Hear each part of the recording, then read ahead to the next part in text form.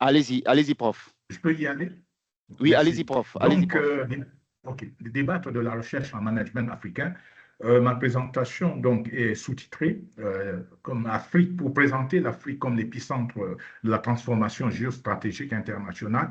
Ensuite, voir quels sont les impacts de tout ce qu'on va dire sur la recherche en management en Afrique. L'idée ici étant d'envisager les pistes d'actualisation, de renouvellement de la recherche en management en Afrique. Alors, ceci sera fait en trois phases. Première phase, identifier quelques paradoxes et défis de l'Afrique en transformation.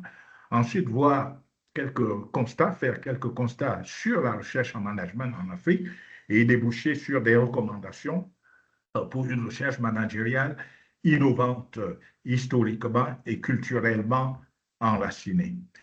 Alors, sur la première partie de cette présentation, les paradoxes. Je rappelle que l'idée, ce n'est pas simplement de montrer les paradoxes et les défis, c'est de se poser la question, à partir de cette démonstration, comment envisager le renouvellement de la recherche en management en Afrique, une recherche actionnable, c'est-à-dire une recherche qui produise des résultats, qui produise des impacts susceptibles de résoudre justement les paradoxes et les défis que présentés.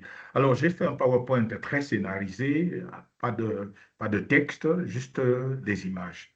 Alors, cette première carte nous présente l'Afrique au cœur du monde, avec autour de cette carte, déjà à l'intérieur de cette carte, un certain nombre de pays, de puissances mondiales, qu'il s'agisse des anciennes puissances coloniales, notamment des puissances européennes, mais aussi de puissances émergentes, à l'instar de la Chine au nord, de l'Inde, des États-Unis, du Mexique, de la Turquie, et de plus en plus des petits pays, entre guillemets, comme le Qatar, les Émirats, qui ne sont pas représentés sur la carte, mais qui sont en quelque sorte des pays émergents entre lesquels aujourd'hui les relations d'affaires deviennent de plus en plus croissantes avec le continent.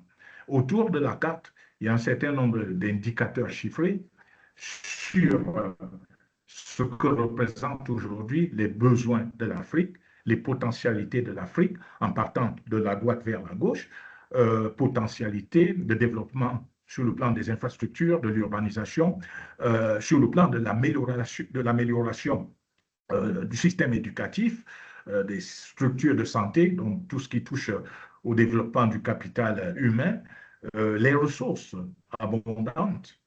L'Afrique aujourd'hui est le continent qui détient les plus grandes étendues de terres agricoles non exploitables, donc susceptibles d'être exploitées pour créer de la richesse au profit des populations, besoins infrastructurels, etc. Donc, cette première carte nous montre vraiment que l'Afrique est l'épicentre aujourd'hui des transformations géostratégiques mondiales du fait de l'importance de la diversité des ressources africaines. Cette deuxième carte nous présente un autre paradoxe de l'Afrique. En quoi consiste ce paradoxe? Le potentiel énergétique solaire photovoltaïque. Nous avons ces cartes, non? Vous voyez, l'Afrique est le seul continent aujourd'hui qui détient deux déserts. Le désert du Kalahara, le désert du Sahara, au nord du continent, le désert du Kalahari, sud-ouest du continent. Cela signifie quoi? Cela signifie un énorme potentiel solaire voltaïque. Et quand nous mettons cette situation, ce constat, en relation avec le problème que vivent la plupart des pays africains aujourd'hui, c'est-à-dire les coupures d'électricité, les délestages, le faible taux d'électrification dans les villes et dans les villages, ben on se pose la question, est-ce qu'il devrait avoir toutes ces pénuries en Afrique dès lors que nous avons un très fort potentiel? Alors, cette carte permet d'illustrer davantage ce positionnement stratégique en matière de transition énergétique en Afrique. Vous voyez que comparativement aux autres continents, l'Europe, l'Amérique du Nord, l'Amérique du Sud, l'Afrique, au cœur du monde, est représentée comme étant justement ce continent détenteur du plus fort potentiel solaire mondial. Alors, quelques chiffres pour résumer tout ce qui vient d'être dit. C'est vraiment pour résumer cela. Sur la colonne de gauche, nous avons la colonne de gauche, là, l'unité de mesure et l'estimation du potentiel énergétique. Alors, l'Afrique, continent doublement désertique, comme je l'ai dit, à fort potentiel énergétique solaire, avec les deux déserts au Sahara, fait quand même 9 200 000 kilomètres carrés de désert. Le Kalahari au sud, ça fait 930 millions de kilomètres carrés de désert. Ensuite, continent doté de la plus forte irradiation solaire mondiale, c'est-à-dire estimé environ à 60 millions de tétrawatts-heure par an, 40% du potentiel énergétique solaire mondial, alors que le reste de la planète ne couvre que 20%, alors que l'Afrique ne couvre que 20% des continents terrestres, comparativement à l'Asie. L'Asie, c'est 37 millions de tétrawatts-heure l'an. L'Europe, c'est 3 millions de tétrawatts-heure l'an. Alors, nous voyons donc ce que l'Afrique représente en termes de capacité. Alors, cette carte, qui s'inscrit dans l'analyse qui est faite, situe quelques pays au monde en termes d'émissions de gaz à effet de serre. Ceci rejoint l'idée de paradoxe que j'ai évoquée tout à l'heure. L'Afrique, c'est à peu près 3 à 4% d'émissions de gaz à effet de serre, mais c'est paradoxalement le continent qui subit le plus d'effets dévastateurs, ce que nous voyons de plus en plus aujourd'hui, les pluies, contre-saison, changements climatiques.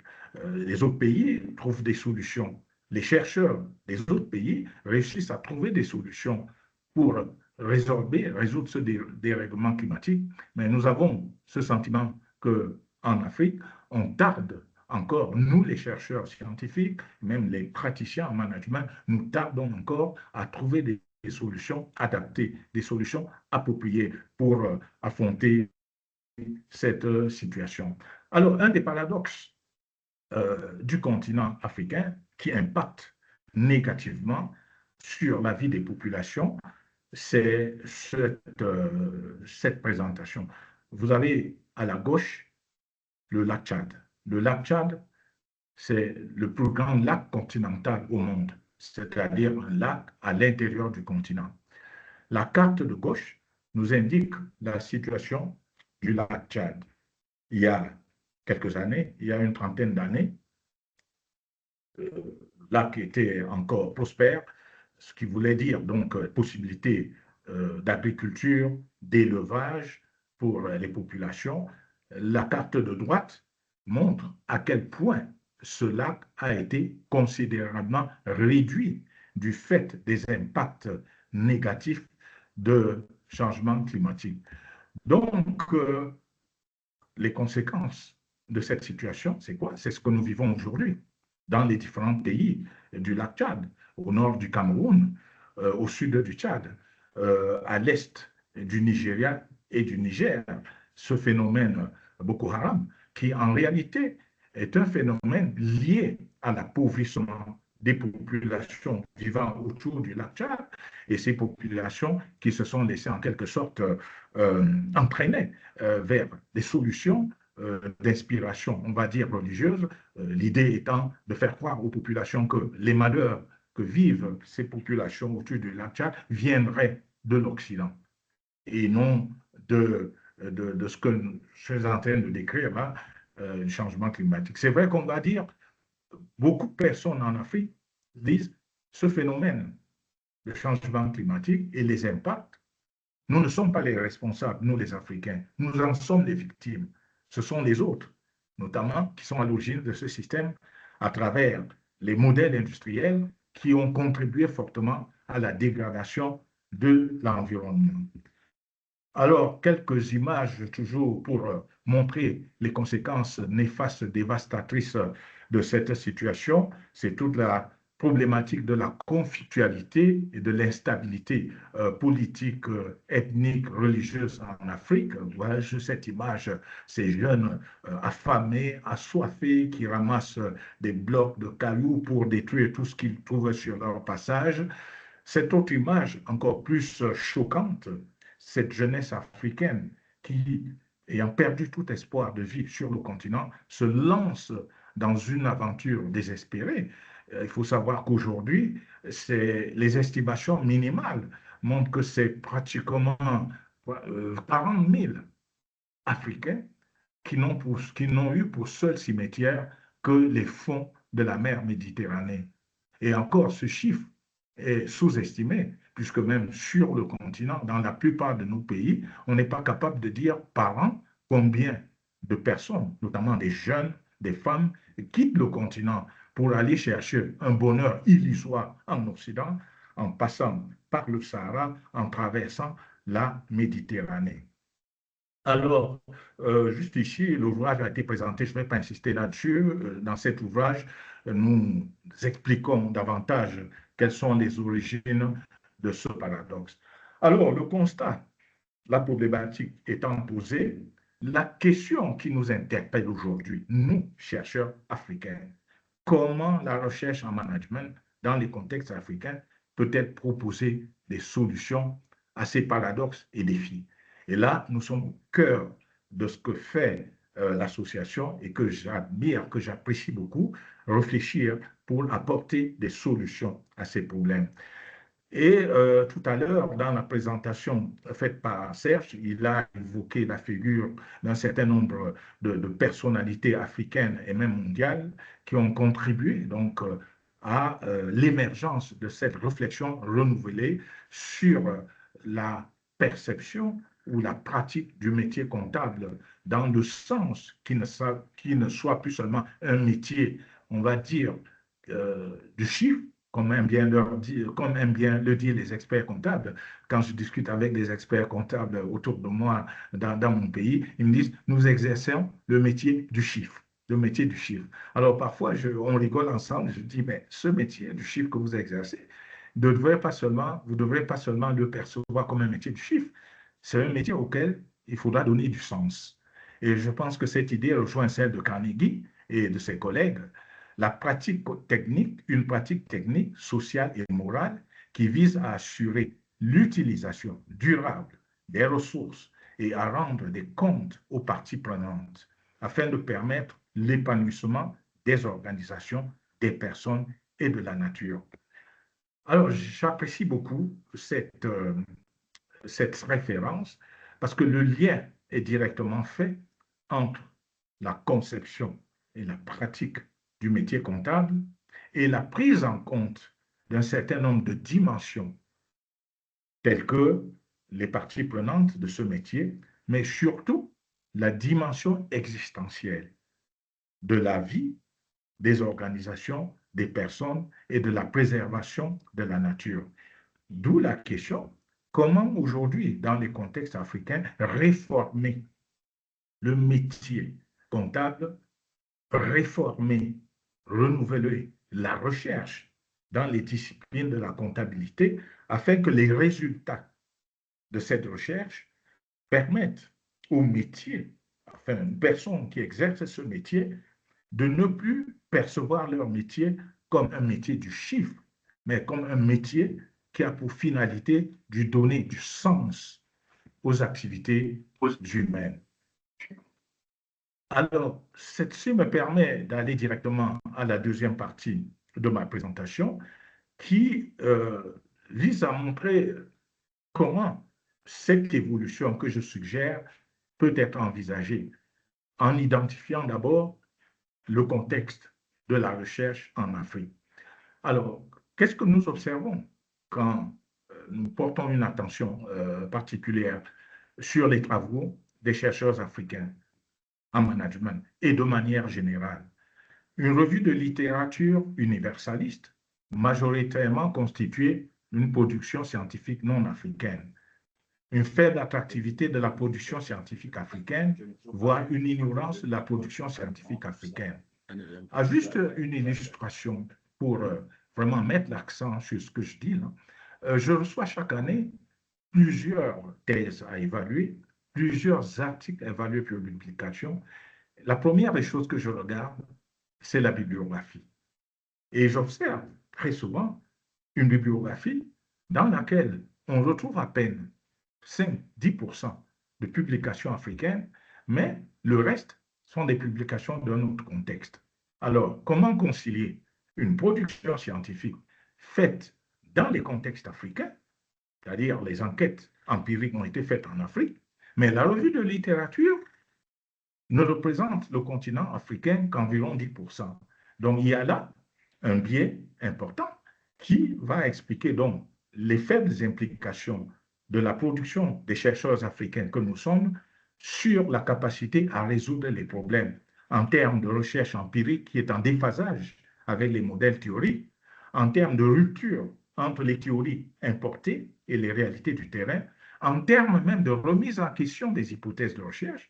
Parce que si on fait une recherche sur les contextes africains avec une littérature qui n'a rien à voir avec le contexte, cette littérature permet d'élaborer des hypothèses qu'on va vouloir valider dans les contextes africains, mais à la fin, ben, on se rend compte que les résultats trouvés sont des résultats qui ne permettent pas de résoudre les problèmes. Donc, au final, une contribution limitée au développement de la recherche africaine et à la résolution des problèmes qui nous interpellent.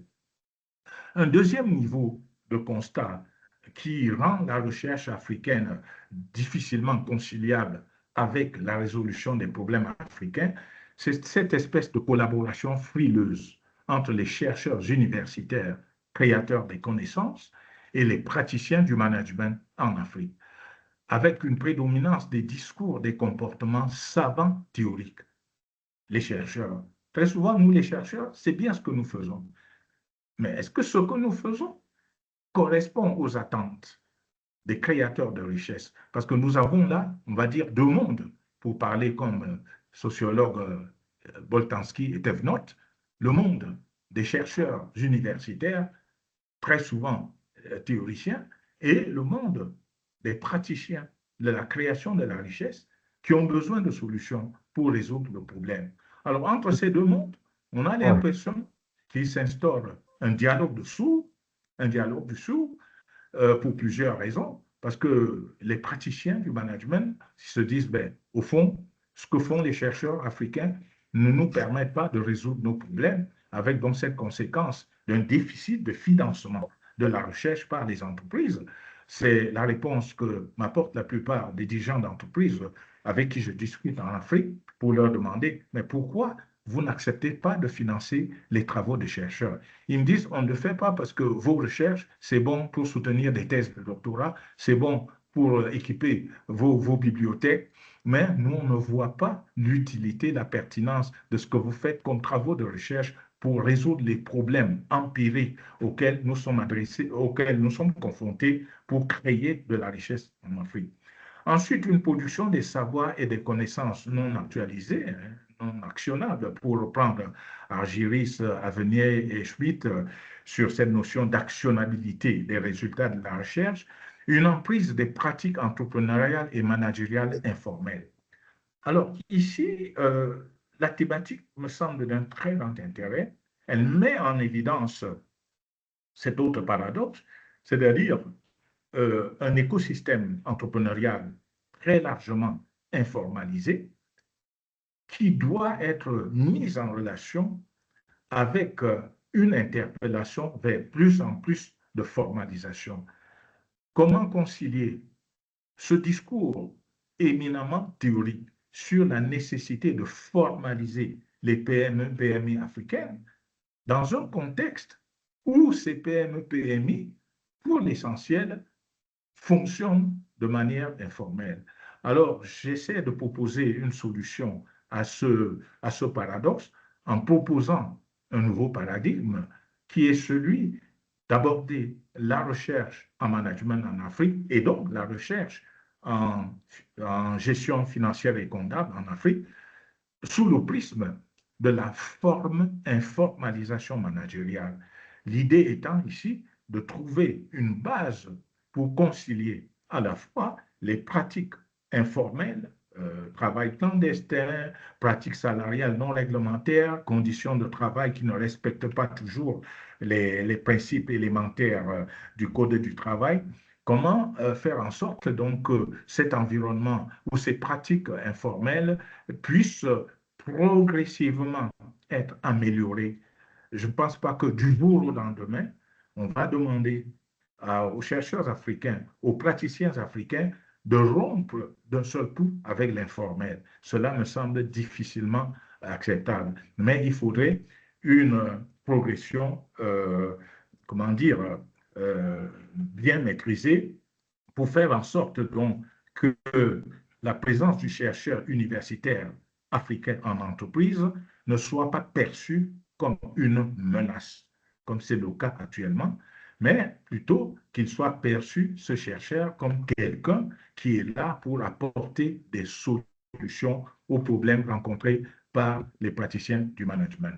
Alors, un autre constat qui me semble extrêmement important, et je pense que ce que nous vivons actuellement à travers cette association NAFA, est la difficulté aussi à créer des réseaux continentaux au niveau de l'Afrique qui réunissent des chercheurs de différentes formes d'expression linguistique, chercheurs francophones, anglophones, hispanophones, germanophones, parce que l'Afrique, c'est tout cela à la fois. On se rend compte d'une chose, que très souvent, la plupart des associations scientifiques, pas seulement dans le domaine de la finance comptabilité, mais dans tous les domaines, sont cantonnés entre, d'un côté, des associations francophones, anglophones et autres, du fait de la difficile conciliation des relations.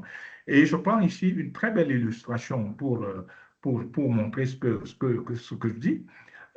Lorsque j'évalue les travaux, des thèses et autres, et je fais l'observation, écrite en français, par des chercheurs qui ont fait leurs recherches dans des pays francophones, et je leur dis, mais écoutez, pourquoi vous intéressez-vous pas à la production scientifique anglophone, celle qui est produite, par exemple, en Égypte, en Afrique du Sud, au Nigeria, qui sont les trois gros porteurs économiques de l'Afrique. Nous savons que des statistiques, je n'en ai pas ici, mais elles sont éloquentes là-dessus. L'essentiel de la production scientifique, managériale, entrepreneuriale africaine, elle est faite en contexte anglo-saxon, en Égypte, au Nigeria, en Afrique du Sud. Mais très peu de ces publications anglophones sont mobilisées dans les productions, dans les ouvrages, dans les articles, dans les thèses faites par des chercheurs francophones. D'où l'idée de la faible interactivité continentale du réseautage. Et puis l'autre difficulté aussi, c'est cette méfiance manifeste à l'égard des contributions scientifiques professionnelles africaines. Très souvent, lorsqu'on lit des articles écrits par des praticiens, en tout cas, j'exprime ce que je ressens dans mon environnement local, c'est une sorte de mépris de la part des universitaires pour dire, ben, écoutez, cette personne ne sait que manager, ne sait que créer de la richesse, mais elle n'a pas le niveau scientifique pour écrire un article euh, qui répond aux normes scientifiques. Alors, c'est quoi les normes scientifiques? Moi, je suis pour qu'il y ait une collaboration forte entre les chercheurs universitaires et les praticiens, quels que soient les domaines dans lesquels ils effectuent leur pratique, que ce soit en finance, comptabilité, en marketing, en ressources humaines. Je crois que c'est là, il s'agit là de la seule piste, à mon avis, qui va nous permettre de faire, de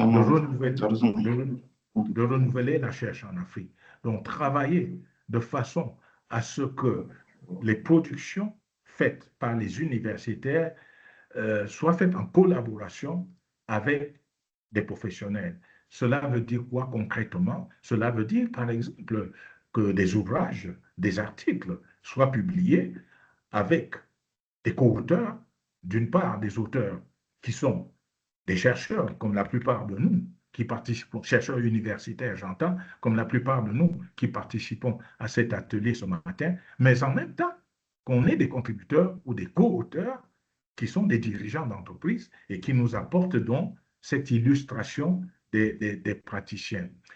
Alors, je voudrais ici évoquer une des faiblesses aussi de la recherche en Afrique aujourd'hui, qui est ce que j'appelle la tentation mimétique, l'illusion inventive et le risque du plagiat. Il s'agit davantage de la question du plagiat. Alors, il se trouve que je suis membre d'une association scientifique internationale qui est l'IRAFPA, qui est basée à l'Université de Genève en Suisse, qui est l'Institut de recherche sur la prévention du plagiat dans la production scientifique. Et au sein de cette association, nous faisons le constat que le continent qui aujourd'hui bat le record mondial en termes de publications plus ou moins plagiées, c'est malheureusement le continent africain, pour différentes raisons. C'est que sur ce continent, la plupart des chercheurs n'ont pas encore compris la nécessité du contrôle de la qualité d'une publication. Alors, c'est quoi cette tentation mimétique? C'est de copier, de reprendre des publications, des travaux antérieurs, sans indiquer les sources et les auteurs. Sans indiquer les sources. On va reprendre une idée chez quelqu'un, mais en oubliant volontairement ou involontairement de citer. Est-ce qu'on le fait par ignorance? Est-ce qu'on le fait de bonne foi? C'est tout un autre débat. C'est aussi le risque de l'illusion inventive. C'est de se dire, ben, tel prisme ou tel paradigme, je suis le pionnier. Je suis le pionnier, alors qu'il y a beaucoup d'autres personnes avant qui ont écrit là-dessus. Je reviens encore sur ma petite expérience d'évaluateur des jurys de thèse ou des jurys d'articles. Lorsque je lis très souvent dans la justification de la problématique d'un texte en disant ce travail ou cette thèse que je fais ou cet article que je fais, son originalité, c'est le premier ou c'est l'un des premiers articles en contexte africain à traiter de cette problématique. Alors je souris en disant, mais qu'est-ce qui permet aujourd'hui à un chercheur de dire que mon travail que je fais est un travail pionnier? Il ne peut pas le dire parce qu'il n'a pas exploré l'exhaustivité des auteurs africains ou non africains qui ont travaillé sur cette problématique dans d'autres contextes, et notamment dans des contextes linguistiques différents. Donc cette tentation que j'appelle d'illusion inventive, c'est-à-dire penser qu'on est un innovateur, un pionnier dans un domaine de recherche, c'est ce que j'appelle le savant imaginaire, alors qu'on ne l'est pas du tout, simplement parce qu'avant qu'on ne fasse ce qu'on fait aujourd'hui, il y a beaucoup d'autres chercheurs africains et même non qui ont travaillé sur cette question. Mais comme on s'imagine qu'on est le premier à s'investir dans ce centre de recherche, parce qu'on n'est pas allé chercher, regarder très loin ce que d'autres chercheurs ont fait, on a donc cette illusion qu'on crée quelque chose de nouveau alors qu'on ne crée rien de nouveau. Alors, quelques mots sur le plagiat. Je pense que vraiment, hein, excusez-moi si j'insiste un peu là-dessus, parce que ça va être une des questions que nos chercheurs africains, on devra absolument résoudre pour que les publications de nos travaux aient une audience sur le plan international. Alors, le plagiat, les formes dominantes, c'est publier sous son propre nom des résultats de travaux et de découvertes de tiers, c'est-à-dire des résultats de travaux ailleurs, on va les copier et on les publier comme si on était auteur. C'est le fait d'obtenir un statut de co-auteur dans une publication sans avoir apporté de contribution essentielle au travail. Nous savons très bien ce qui se passe dans la plupart de nos universités. Vous savez, un jeune chercheur qui va publier un article, qui va voir son directeur de thèse ou son professeur pour dire, je voudrais que vous m'accompagniez dans ce travail. Et puis, c'est le doctorant qui va faire tout le travail, et à la fin, eh bien, le directeur de thèse ou le professeur va dire, ben, écoute, comme je suis ton senior, il faut que tu mettes mon nom comme étant le premier auteur. Alors qu'en fait, ce directeur de thèse, ce professeur senior, n'a fait que 10% du travail, 90% ayant été fait par le doctorant. Et là, je pense qu'il faudrait revoir cette façon de présenter les publications faites à la fois par un chercheur senior, un chercheur junior.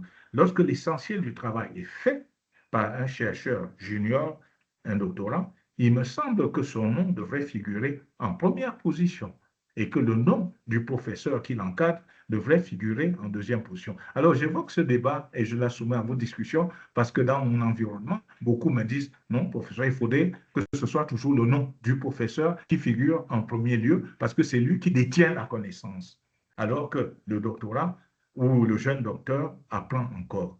C'est l'omission délibérée des noms des collaborateurs du projet ayant apporté des contributions essentielles.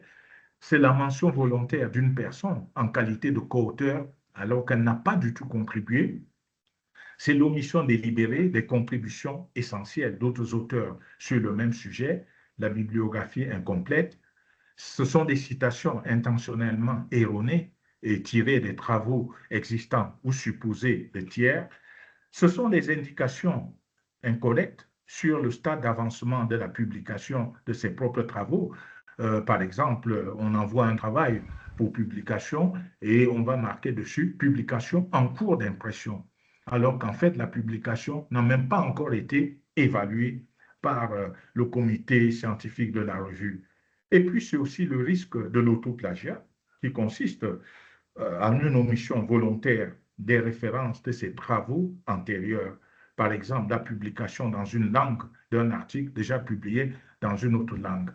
Alors, je dois bien être précis sur cette question. Il n'est pas interdit, dans un travail nouveau, de citer des travaux antérieurs qu'on a effectués soi-même. Mais ce qui est important, c'est qu'on sache très bien quels sont ces travaux antérieurs qui ont été faits et en quoi ces travaux antérieurs qui ont été faits sont pertinents. Pourquoi on les mobilise aujourd'hui dans les nouvelles publications que l'on effectue. Alors, je passe très rapidement sur cette page qui indique donc les différentes formes de plagiat. Alors, je voudrais faire un petit focus ici sur cette situation préoccupante au Nigeria. J'ai travaillé avec une collègue, donc le titre de l'article figure là, et ce que j'ai appris, malheureusement, c'est qu'au Nigeria, il existe aujourd'hui de véritables fabriques d'articles, de véritables fabriques de thèses. C'est-à-dire, vous allez voir des personnes qui ont cette capacité avec l'intelligence artificielle aujourd'hui de rédiger un article à partir des mots-clés, des termes de référence de l'article, de rédiger une thèse à partir des mots-clés, des termes de référence de l'article, et vous allez voir cette personne en disant je fais ma thèse ou je produis mon article sur tel sujet, et après quelques semaines, la personne vous sort un article en entier ou une thèse en entière, et vous allez présenter cette thèse à l'université ou cet article dans une revue en disant voilà ce que j'ai fait. Donc, cette situation devrait beaucoup nous préoccuper, nous chercheurs africains, et nous amener aujourd'hui à faire un contrôle approfondi sur les limites de l'application de l'intelligence artificielle, notamment des logiciels ChatGPT et autres, pour le contrôle de qualité. Alors, une autre préoccupation de la recherche en Afrique, c'est le risque d'hyperpublication scientifique. Alors, cette question a été largement débattue dans d'autres contextes, notamment contexte américain où le fameux publish or perish fait en sorte que de jeunes chercheurs publient de façon exhaustive. Alors, imaginons un chercheur qui, sur la même période annuelle, publie, on va dire, 5 ou 6 articles. On peut se poser la question, publier 5 ou 6 articles sur la même année, écrire 3 ou 4 ouvrages sur la même année, est-ce que ça a du sens? Est-ce que ça a du sens? Est-ce que l'hyperpublication ou la volonté délibérée de faire de l'hyperpublication ne risque pas d'entraîner justement ce recours à l'intelligence artificielle pour fabriquer des articles, pour fabriquer des ouvrages? C'est un sujet que je mets en discussion pour voir les avantages et les limites de ce fameux publish or perish. Alors, je termine maintenant par la troisième partie sur, face à tout ce qui vient d'être dit là, comment envisager le renouvellement de la recherche en contexte africain pour qu'elle soit innovante, historiquement et culturellement enracinée. Le premier questionnement porte sur le paradigme positiviste en lien avec la méthodologie qualitative. des chercheurs avant moi, je pense notamment au travaux des professeurs Biolay, des professeurs Gantou, qui va intervenir après moi, ont montré que l'essentiel des productions, de la production scientifique africaine obéit au paradigme positiviste et à la méthodologie quantitative. Alors, question, est-ce que ce paradigme épistémologique, cette méthodologie est toujours adaptée dans les contextes africains? C'est bien beau de faire un travail avec des données chiffrées.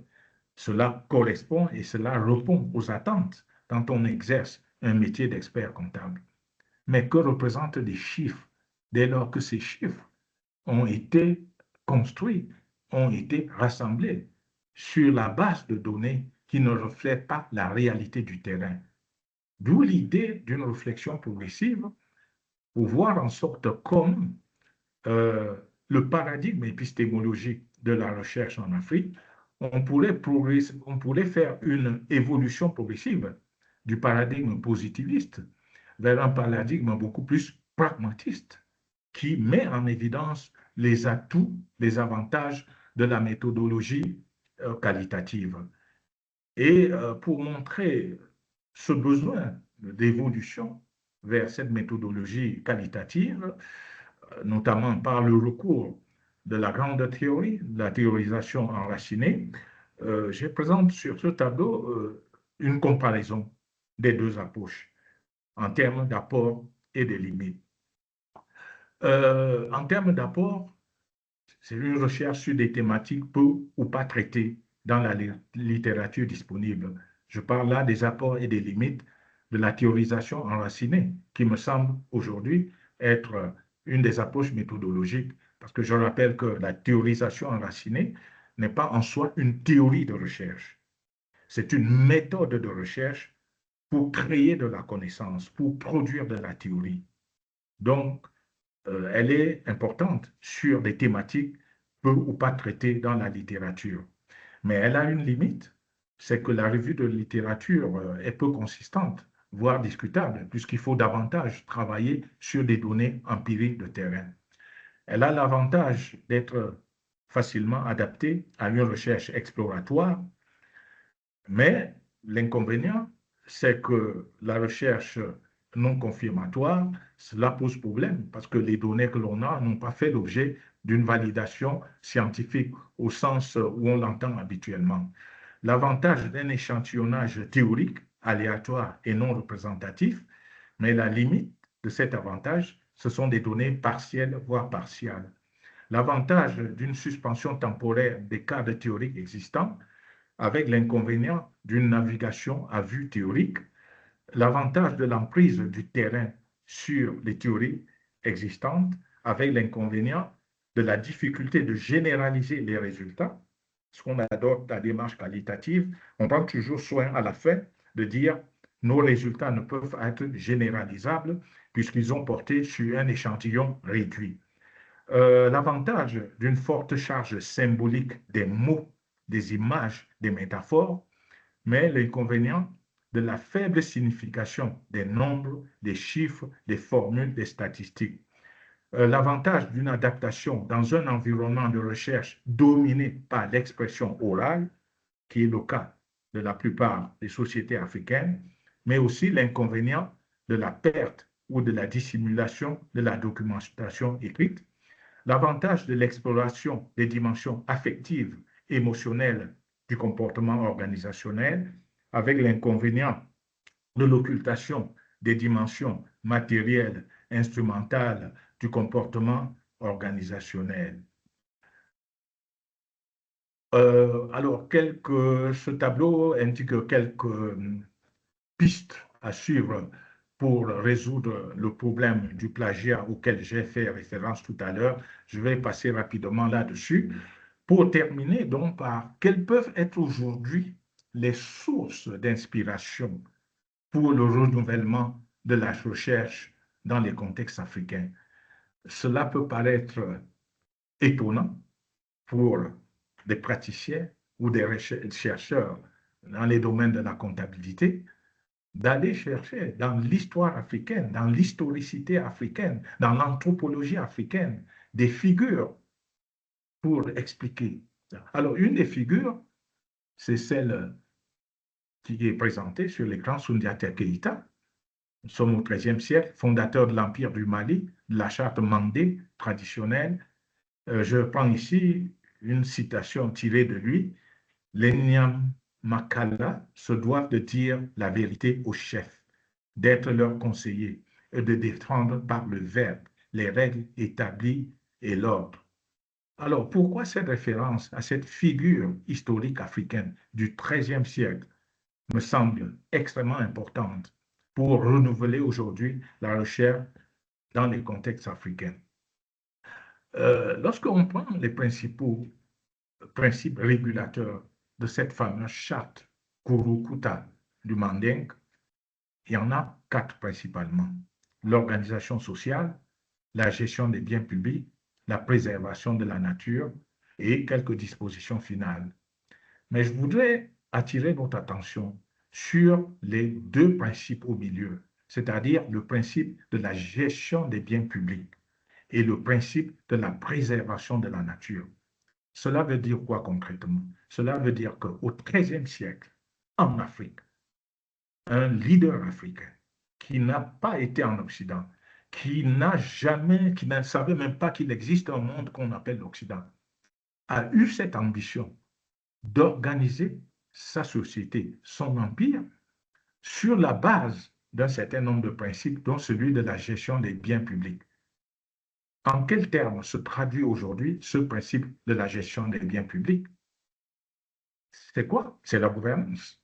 Cela veut dire quoi en fait? Cela veut dire que pour les chercheurs africains qui travaillent sur le modèle théorique de la gouvernance managériale, qu'il a tout intérêt à s'intéresser à cette charte pour voir ce que ce dirigeant africain au XIIIe siècle a dit de la gestion des biens publics. Il en est de même de la préservation de la nature. Au XIIIe siècle, je le rappelle, en Afrique, un leader politique évoque déjà le souci, l'idée qu'il faut savoir préserver la nature. Pourquoi? Parce qu'à cette période, XIIIe siècle, il voyait venir les premières conséquences de la désertification avec tout ce que cela se traduit aujourd'hui relativement aux premières images que j'ai présentées. Et je crois qu'il faudrait rendre hommage à des figures africaines comme celle de Soundiata Keïta, qui pour moi sont les premiers inspirateurs donc d'un modèle africain de gouvernance managériale et d'un modèle africain de transition énergétique. Alors, il y a eu tout ce débat qu'on a vu, notamment en Occident. La plupart des chercheurs occidentaux se sont dit, ah ben, cette charte ne peut pas être considérée comme un document scientifique pour la simple et bonne raison qu'elle n'est pas écrite.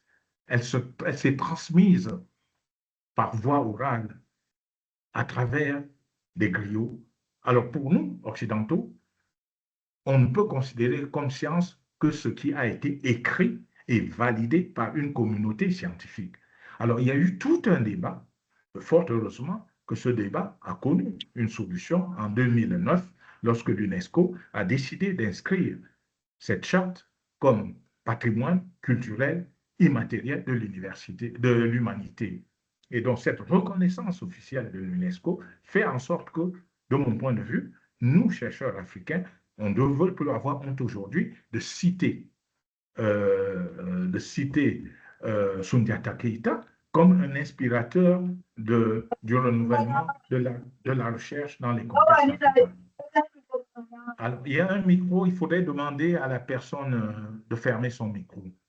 Oui, s'il vous plaît, pouvez-vous fermer vos micros, s'il vous plaît? C'est fait, c'est fait. C'est fait, merci. Professeur Kandé, vous pouvez continuer, c'est fait. Merci. La deuxième figure qui me semble importante à prendre en compte dans le renouvellement de la recherche managériale en contexte africain, Cheikh Anta Diop, plaidoyer pour la reconnaissance des cultures africaines précoloniales.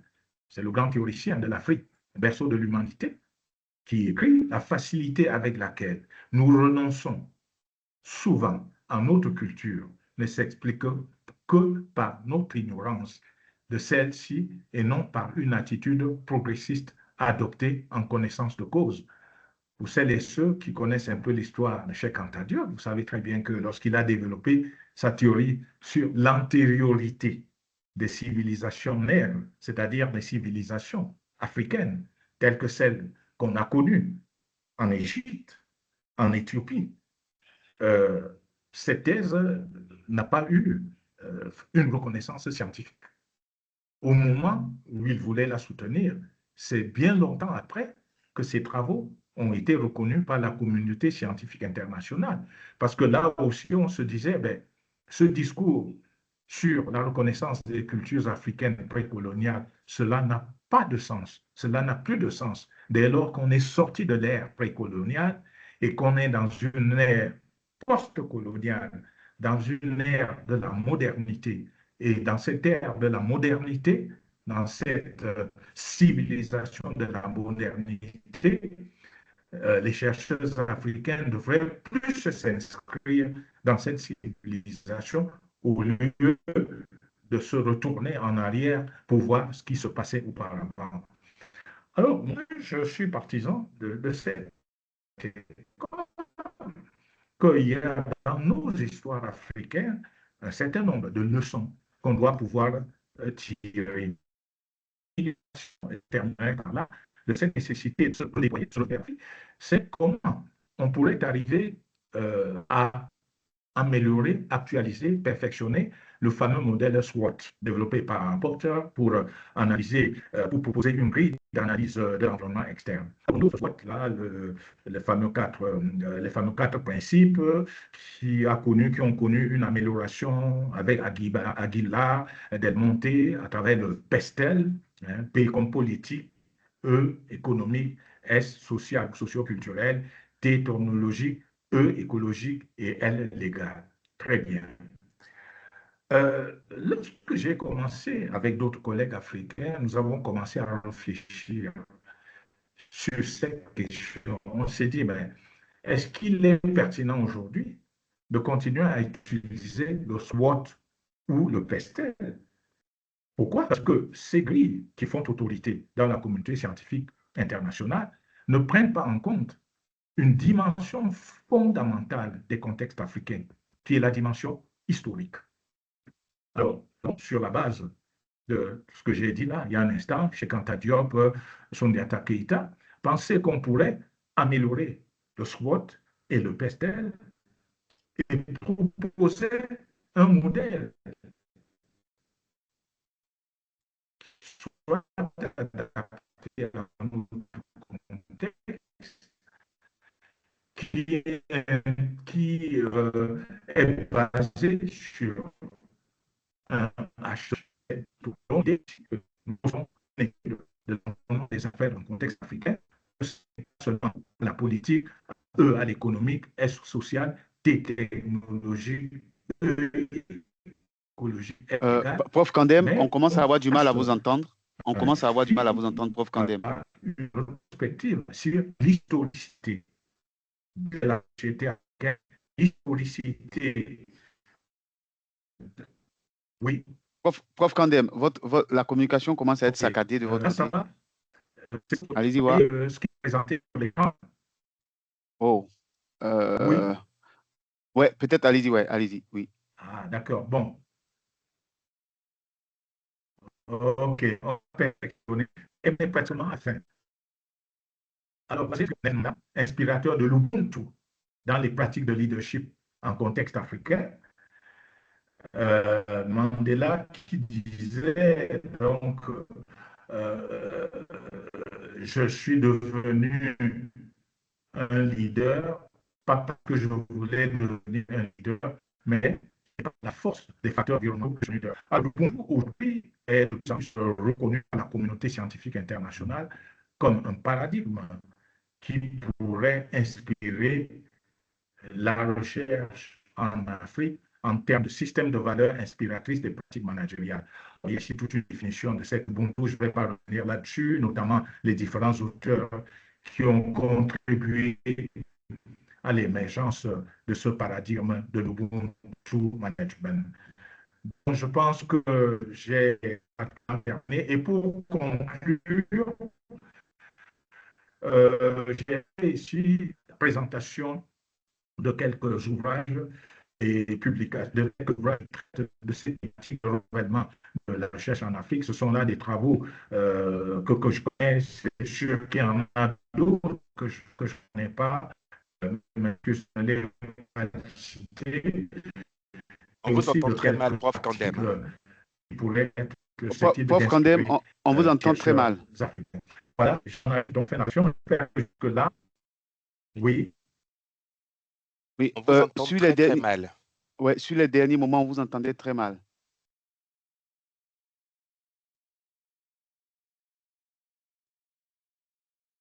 OK. Ah, Vous Prof on m'entendez Kandem, l'a maintenant? perdu. est-ce que vous pouvez arrêter votre partage? Peut-être qu'on vous entendra mieux, s'il vous plaît. Ou si on va essayer de faire. OK, avec le Et ne pas partage. mettre la caméra. Ouais, Voilà, et on vous laisse d'accord, parler. Peut-être avec le qu'on vous partage. entendra mieux comme ça. OK, nous avons arrêté le partage. Ah, Super, super, on oui, je vous crois qu'on entend vous un entend peu mieux. mieux. Ça va, vous m'entendez bien maintenant? Parfait, parfait. Donc, c'est D'accord. des problèmes de... Donc, j'ai On a... arrêté le... Super. Ce que je vous propose, merci beaucoup infiniment, professeur Kandem, pour cette brillante présentation. Je pense qu'on ne pouvait pas espérer mieux de vous. On est complètement satisfait. On est resté subjugué par votre présentation, le niveau de connaissance, de profondeur aussi que vous avez du contexte managérial africain. Nous avons une série de questions dans le chat. Donc, je vous propose, vu que derrière, il y a le prof Ngantou qui va et aussi présenter, on va prendre peut-être 10 minutes de questions, faire 5 minutes de Absolument, pause et le professeur Ngantou va commencer donc à 10h15 GMT. On fait ça, donc à absolument, on fait 10h10, ça. prof Kandem, on va prendre 10 minutes de questions. Je suis désolé pour tous ceux qui sont en ligne et je sais OK, que vous êtes impatient de poser toutes vos questions. Et je vais commencer par la question qu'on a déjà répondu à un certain nombre de questions ou des Oui. affirmations. Et il y a Stone qui dit, ben, tiens, cher professeur, s'il vous plaît, j'aimerais savoir pourquoi la publication de nos travaux est un problème. je réponds directement ou au Oui, fur et à allez-y, mesure? allez-y, allez-y. On va essayer Alors, d'être court, professeur Kandem, on va essayer oui, d'être on va court pour essayer pouvoir d'être... prendre beaucoup d'autres questions. Je pense que la publication est un problème parce que nous sommes souvent en déphasage avec les normes scientifiques internationales de publication pour les différentes raisons que j'ai évoquées, c'est-à-dire des hypothèses de recherche qui n'ont rien à voir avec le terrain de recherche. Voilà, je réponds brièvement comme cela. Pour ceux qui adoptent la méthodologie quantitative, le fait, par exemple, qu'il y ait un risque, un fort risque de plagiat dans le fait, dans la mesure où on ne cite pas toujours les auteurs qui ont été les auteurs inspirateurs des travaux de recherche. Donc, je pense que cela limite la reconnaissance internationale de nos travaux. OK? J'essaie Oui, d'être il y a là, bref, hein. super. On va en prendre une autre, celle du docteur Koulibaly Amidou qui lui dit, ben, tiens, pourquoi l'Afrique francophone est pauvre en termes Ah ben, l'Afrique de revues francophone est importantes? pauvre. Et je réponds, l'Afrique francophone est pauvre en termes de revenus importants. Déjà parce qu'il y a, de mon point de vue, déjà cette réalité que la production managériale universitaire, comme je l'ai dit tantôt, est essentiellement faite dans les pays de tradition scientifique anglo-saxonne. J'ai parlé de l'Égypte, du Nigeria, de l'Afrique du Sud. Et ensuite, cette tendance à ne pas travailler en réseau, à ne pas travailler en réseau. Imaginez-vous qu'à l'heure d'aujourd'hui, existe-t-il un réseau de chercheurs africains francophones? Je n'en connais pas. Bon, peut-être qu'au niveau du CAMES, quelque chose est fait, et encore qu'au niveau du CAMES, ce n'est pas toujours évident. Donc, c'est le faible réseautage scientifique au niveau de la communauté scientifique francophone. Très bien. Merci, professeur Kandem. J'ai une succession de questions. Il y a donc Cédric Mougam qui dit, est-ce que la presque inexistence des supports de publication, revues, journal crédibles propres à l'Afrique ne serait pas l'une des causes de tous les maux que vous évoquez? Et effectivement, c'est l'une des causes, c'est-à-dire cette tendance à vouloir publier dans des revues internationales. Ce qui n'est pas mauvais en soi. Je pense que tout à l'heure, dans la présentation que tu as faite, Serge, tu as signalé l'appel à com que nous venons de faire pour Management International. On aurait pu se poser la question pourquoi cet appel à com sur secret et silence dans le management des organisations en Afrique, pourquoi nous ne l'avons pas proposé à une revue africaine? Bon, on l'a fait pour Management International parce que c'est une revue. Alors, la réponse, elle est simple, c'est qu'il faudrait que les responsables, les dirigeants des revues africaines travaillent considérablement pour que nos revues africaines, notamment revues francophones, puissent être classées parmi les meilleures revues. Et si on reprend le classement de la FNEJ, qui fait autorité en France et dans le monde, je crois qu'au jour d'aujourd'hui, il n'y a pas une seule, il me semble, hein, au dernier classement FNEJ, il n'y a pas une seule revue francophone africaine dans le rang 2 et même dans le rang 3. Donc là, il y a absolument un besoin de perfectionner la qualité de nos revues, de nos productions scientifiques et de les faire référencer dans les meilleurs classements internationaux. Très bien. Et je prends les questions au fur et à mesure. Hein. Et prof Kandem, on a Demba Keïta qui vous demande comment lutter aujourd'hui contre l'IA. Est-ce qu'il y a des préconisations contre l'utilisation de l'intelligence artificielle, son abus? Oui, je pense que la meilleure façon de lutter contre l'IA, c'est de savoir utiliser l'IA. L'IA devrait, de mon point de vue, juste être un outil pour vérifier les sources. Par exemple, lorsque j'écris un article, quand j'ai des doutes sur les références, l'auteur que je vais citer, je peux m'adresser à l'IA pour que l'IA me dise qui est l'auteur de cet article, en quelle année ça a été publié, quelles sont les références. Voilà ce que m'apporte l'IA. C'est-à-dire l'IA me donne une information sur les sources d'un article. Mais le danger de l'IA, ce serait d'aller faire un travail par l'IA. C'est-à-dire, comme je l'ai dit tantôt, on met des termes de référence, on met les mots-clés dans l'IA et on demande à l'IA de nous sortir un texte modèle. L'IA nous sort un texte modèle et nous nous approprions ce texte comme notre production scientifique. C'est là où il y a un risque de plagiat. Mais il n'y a pas de risque de plagiat si vous interrogez l'IA pour que l'IA vous donne les références précises. Par exemple, dans ce que je vous ai présenté concernant la charte du Manding, concernant Cheikh Anta Diop, je suis allé sur l'IA, poser la question à l'IA. Soundiata Keïta, c'est quelle période dans l'histoire de l'Afrique, etc. Donc l'IA, ça sert à donner de l'information, mais pas à produire des textes ou des publications publiables. Très bien. Merci, prof Kandem. Autre question de Louis Sikonti Ntemou qui dit, tiens, et il aimerait savoir, est-ce que nous devons juste contextualiser les recherches d'ailleurs en Afrique ou alors créer des connaissances propres africaines à la Glaser-Strauss? Très bien. Alors, il faut que ce soit clair dans ma présentation. Il n'est pas question, il n'a jamais été question pour moi de tourner le dos à la production scientifique internationale. Jamais, jamais, jamais. Je ne peux pas dire cela. J'ai moi-même été formé en Occident. J'ai fait pratiquement toutes mes études universitaires en France. Tous mes diplômes universitaires sont français. Donc, vous ne pouvez pas imaginer qu'en tant qu'Africain vivant et travaillant en Afrique, que je puisse mettre une croix sur tout ce que j'ai appris de l'Occident. Non, pas du tout. Simplement, ce que je dis, c'est qu'il faudrait savoir faire un usage intelligent de ce que nous apportent les connaissances. Alors concrètement, pour répondre à la question, qu'est-ce que je propose? Je propose que lorsque nous faisons une publication d'articles, par exemple, essayons de faire en sorte qu'il y ait une parité entre les publications internationales qui traitent de la problématique et les publications africaines. On peut le faire, on peut réussir à le faire si on travaille par exemple sur un thème de l'importance de la gouvernance dans la gestion de tel ou tel secteur en Afrique.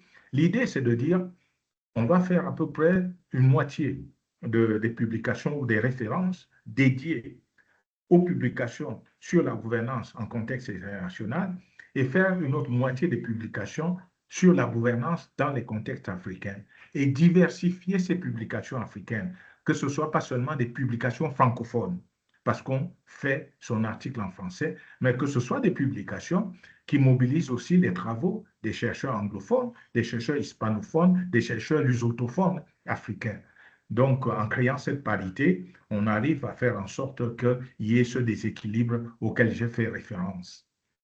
Ok. Très rapidement, il nous reste encore 2 questions dans le chat. Et prof Kandem, il y a Ginette Imboum qui dit, ben, tiens, que pouvons-nous faire pour favoriser l'accès à la disponibilité des données, aussi bien pour des études de méthodologie quantitative et ou qualitative? Mais simplement, justement, c'est là où l'IA me semble un outil très enrichissant.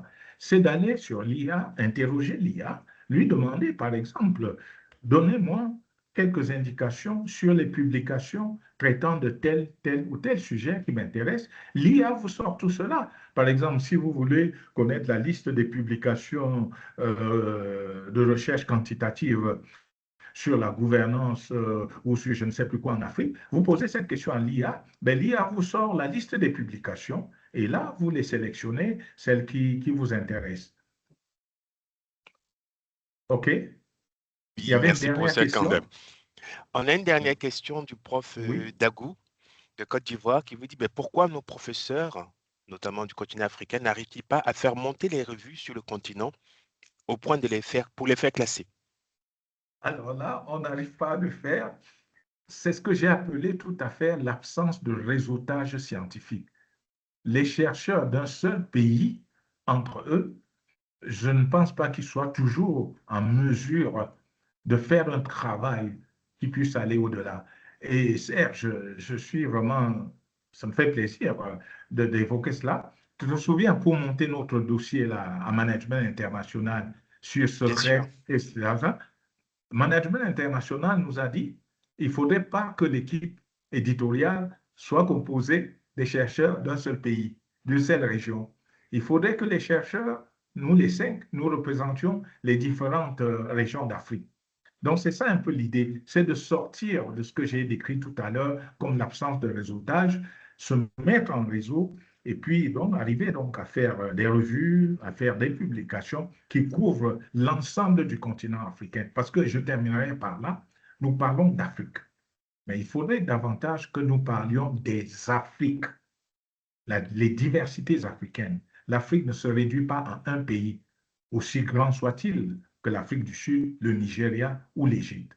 L'Afrique, c'est l'Afrique dans ses diversités. Et il est important que les chercheurs scientifiques africains, dans ce qu'ils font, qu'ils aient ce souci de la représentativité des diversités africaines à travers les auteurs, à travers les publications et bien d'autres considérations. Merci, prof Kandem. Et il y a quelques questions encore, mais j'aimerais revenir sur la question de prof Dago sur les revues, notamment le classement que propose l'AFNEJ. OK? Tous les 3 ans, qu'on soit bien clair, l'AFNEJ fait un appel à tous les enseignants-chercheurs du monde pour faire émerger des revues. Donc, il y a tout un processus avec des critères qui sont connus de tout le monde. Donc, s'il y a une revue quelque part dans le monde, donc notamment africaine, les revues ne sont pas censurées. Il y a des critères objectifs qui sont visibles, hein. Vous pouvez les trouver sur Internet, sur les sites de l'AFNEJ. Si la revue répond à ces critères-là, la revue est classée et au fur et à mesure de l'évolution de la revue, de la qualité des publications, j'insiste bien, le thème qualité des publications de la revue peut monter, passer du rang 4 à revue émergente à une revue de rang 4, rang 3, rang 2, ainsi de suite. Voilà. Donc, c'est un peu ça le processus, OK, pour faire évoluer, pour faire classer des revues. Il y a des critères qui existent au niveau de la FNEJ. Vous allez sur Internet, vous allez voir sur le site de la FNEJ, les critères sont connus de tous. Donc, je ne crois pas, à mon sens, qu'il y ait, on va dire, une censure systématique de l'origine de la revue. C'est plutôt la qualité des publications dans les revues qui sont regardées. Je suis désolé, un prof Kandem, je voulais juste rajouter cela. Non, mais je pense que ce que tu dis, Serge, je suis en phase à 100% avec toi parce que, excusez-moi, je suis gêné parfois par ce discours pleurnicheur des chercheurs africains qui est de se plaindre tout le temps, on ne veut pas de nous, on ne veut pas de nos publications. Non, une publication africaine, une revue africaine qui est aux normes, comme tu le dis, Serge, des exigences internationales, a sa place à la FNEJ et dans la communauté scientifique internationale. Et que, pourquoi pas dans une revue comme Management International, comme tu as dit, qui est actuellement la meilleure revue francophone, suivant le classement FNEJ. OK? Très bien. Et on va terminer. Je vais prendre une dernière question et là, on va faire une petite pause avant de passer d'accueillir le professeur Nganchou. Il y a Jean-Roger Mbenga qui vous demande comment est-ce qu'on pourrait mobiliser la théorie Ubuntu. C'est pas Ubuntu, c'est Ubuntu, hein, Jean-Roger. Ubuntu. Et en termes de contribution. Je pense que la première des choses à faire pour mobiliser cette théorie, c'est d'abord de comprendre c'est quoi l'Ubuntu. Et les publications, j'en ai cité quelques-unes, il y en a plein, c'est donc de lire. Et ça, j'ai oublié tout à l'heure, Serge, je m'excuse, je revenais là-dessus. Un des déficits auxquels sont confrontés les chercheurs en Afrique, c'est le déficit de la lecture. Les jeunes chercheurs ont du mal à lire. Oui, on se contente de lire 2 ou 3 articles et on pense qu'on a tout lu. Donc, il faudrait investir dans la lecture. Et là, pour répondre à la question, il y a des articles qui sont disponibles sur Internet, qu'on peut télécharger gratuitement. Il faut les lire, décrire, comprendre ce que c'est que l'Ubuntu, quels sont les pères inspirateurs de l'Ubuntu, quelles sont les pratiques de l'Ubuntu, et à partir de là, voir comment ce modèle théorique peut être mobilisé dans un travail de recherche. Donc, vraiment, il y en a, il y en a, il y en a. Et là aussi, c'est l'apport de l'intelligence artificielle. On va sur l'intelligence, vous demandez à l'intelligence artificielle, citez-moi les meilleurs articles qui traitent de l'Ubuntu management en contexte africain. L'intelligence artificielle vous sort au moins 30 à 40 articles. Et vous, maintenant, en tant que chercheur, vous allez télécharger ces articles, les lire et voir quelles sont les contributions respectives de chacune ou l'autre des articles. Mais je dis, et j'insiste là-dessus, c'est que chez la plupart des chercheurs, ou surtout des chercheurs seniors africains, il y a une paresse, la paresse de lire.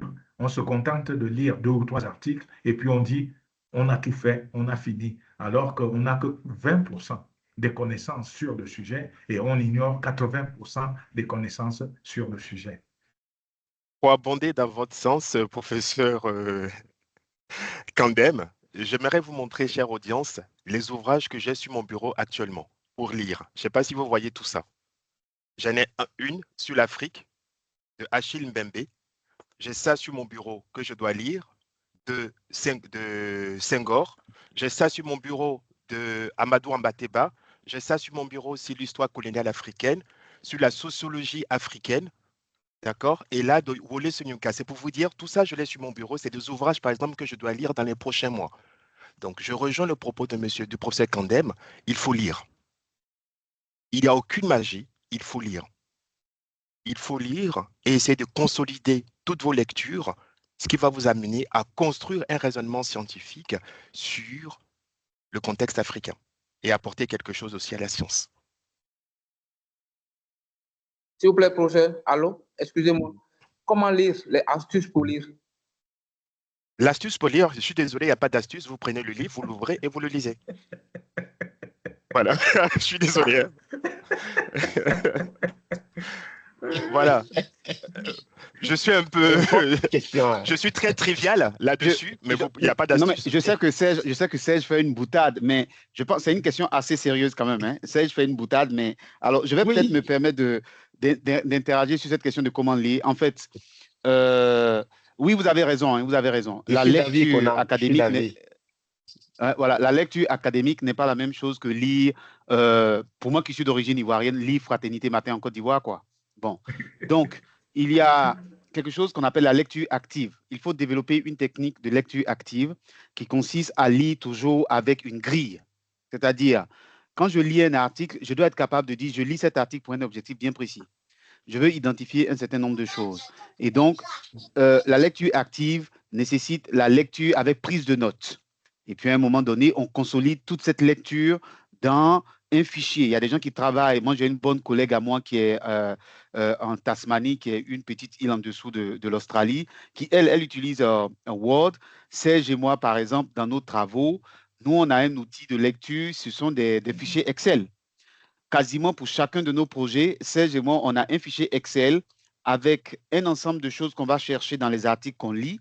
qu'on rentre dans le fichier Excel, on fait des codages particuliers et quand on a besoin de ces informations-là, on va aller les chercher.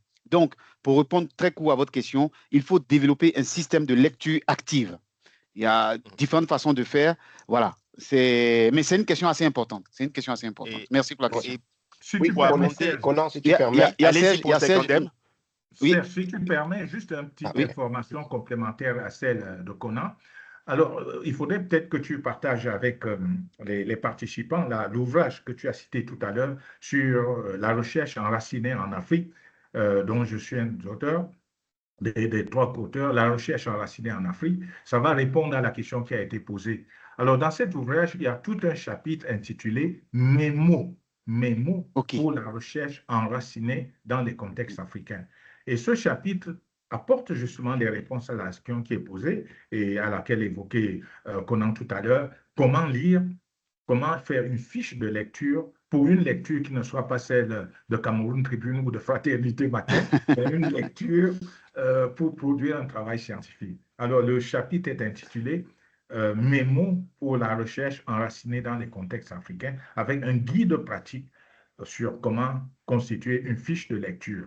Merci. Je vous en prie. Alors, Serge, voilà, absolument, oui, c'est ce que je voulais te dire. Oui, Serge Nkoum.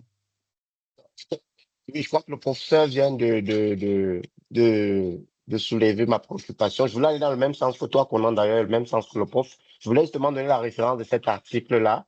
La lecture, justement, pour un article ou pour un ouvrage n'est pas la même chose que celle d'un roman ou alors de Cameroun Tribune, comme le prof l'a dit. Donc, je voulais aussi donner la référence de cet article. Et je me rappelle très bien quand je faisais ma thèse, j'ai un professeur qui m'avait donné toute une orientation. Et pour être honnête, la méthodologie qu'elle m'avait donnée m'avait beaucoup aidé pour très bien contextualiser ma thèse, pour avoir une bonne théorie, pour bien mobiliser mes variables, à la fin, en fait, pour bien finaliser ma thèse. Donc, je crois que la lecture d'un ouvrage ou d'un article pour peut-être écrire aussi ultérieurement un ouvrage ou un article est bien différente que la lecture classique que nous connaissons, que nous pouvons voir à la télé ou que nous pouvons lire dans un journal. Et puis voilà, donc c'est très pertinent de définir une méthodologie bien précise à travers l'article que le professeur a référé tout à l'heure. C'est juste pour ajouter, ajouter quelques éléments par rapport à ce que vous avez soulevé tout à l'heure. Merci.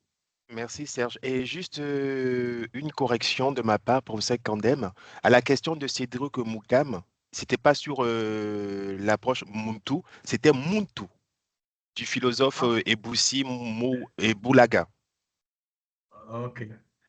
Eh bien, Voilà. je pense ce que j'ai lu de cette approche, c'est au fond, c'est la redécouverte de ce que c'est que la personnalité africaine, c'est-à-dire Citoyenneté. la construction de l'identité africaine.